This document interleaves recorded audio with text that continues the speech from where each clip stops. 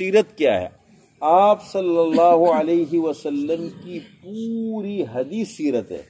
حدیث اسلامی علوم میں ایک علم ہے، ایک ہے قرآن اور ایک ہے حدیث، تو پوری حدیث ہے وہ سیرت ہے۔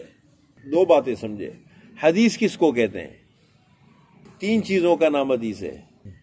آپ صلی اللہ علیہ وسلم کے اقوال، جو کچھ آپ نے زبان مبارک سے زندگی پر ارشاد فرمایا، جو باتیں آپ نے کی ہے نا، جس کو ہم کہتے ہیں ارشادات مبارکہ، جو کچھ آپ نے زبان مبارک سے کہا وہ حدیث ہے۔ نمبر دو، آپ صلی اللہ علیہ وسلم کے افعال، جو کچھ آپ نے عملاً کیا ہے، کرتے رہے جو۔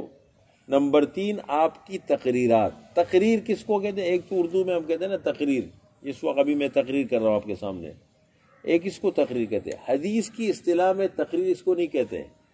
حدیث کی اصطلاح میں تقریر کہتے ہیں کہ کسی صحابی نے کوئی بات کہی یا کوئی کام کیا اور آپ صلی اللہ علیہ وسلم نے اس پہ خاموشی اختیار فرمائی، تو اس کو محدثین کی اصطلاح میں تقریر کہتے ہیں۔ اس لیے کہ آپ صلی اللہ علیہ وسلم کی عادت مبارکہ یہ تھی کہ صحابہ کی تربیت آپ نے اتنی کڑک کی تھی کہ کوئی غلط بات کہتا تھا، کوئی غلط کام کرتا، آپ فوراً سمجھاتے تھے۔ آپ صلی اللہ علیہ وسلم کبھی آپ نے خاموشی اختیار نہیں فرمائی غلط چیز پر، غلط بات پر۔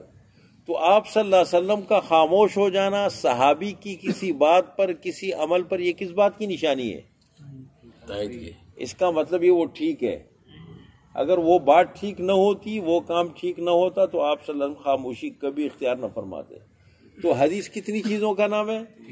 نمبر ایک اقوال، نمبر دو افعال، فعل افعال، نمبر تین تقریر، تقریرات۔ ان تین چیزوں کے مجموعے کو حدیث کہتے ہیں۔ یہ تو ہو گئی حدیث کی تعریف۔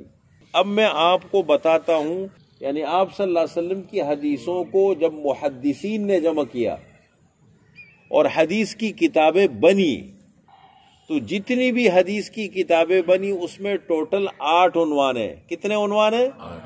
8 عنوان ہوتے اس میں۔